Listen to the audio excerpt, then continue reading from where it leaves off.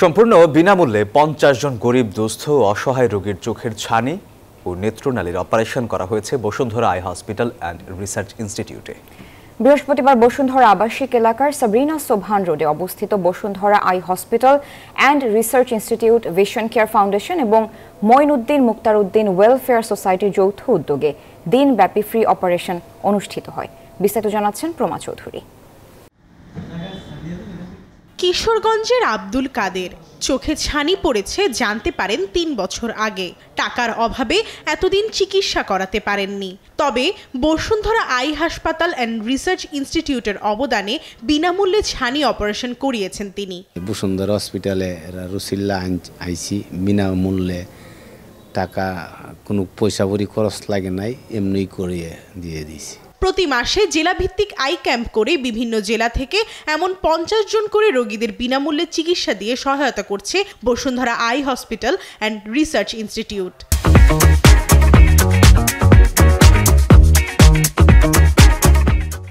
বৃহস্পতিবার vision care ফাউন্ডেশনের যৌথ উদ্যোগে দিনব্যাপী চলে ২৫ জন পুরুষ ও ২৫ জন নারী সহ মোট ৫০ জন রোগীর অস্ত্রোপচার।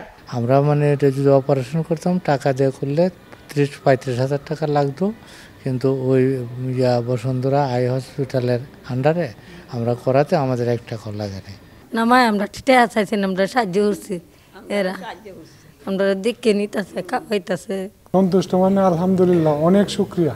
Bashundhara eye hospital and research ইনস্টিটিউটের অবৈতনিক পরিচালক প্রফেসর ডক্টর মোহাম্মদ সালেহ আহমেদের সভাপতিত্বে সম্পূর্ণ বিনামূল্যে চোখের ছানি অপারেশন কর্মসূচির উদ্বোধন করেন কনভেনর অধ্যাপক ডক্টর মোহাম্মদ সাহাবুদ্দিন। অপারেশনের কস্টিং এর জন্য অনেক সময় অনেক পেশেন্টই এটা অ্যাফোর্ড করতে পারে না, ওই আদার ডিজিজ, আর্থ্রাইটিস এগুলি থাকতেছে, সেগুলিও চিকিৎসা করে নিয়ে তারপরে আমাদের সার্জারির জন্য প্রস্তুতি নিতে হচ্ছে।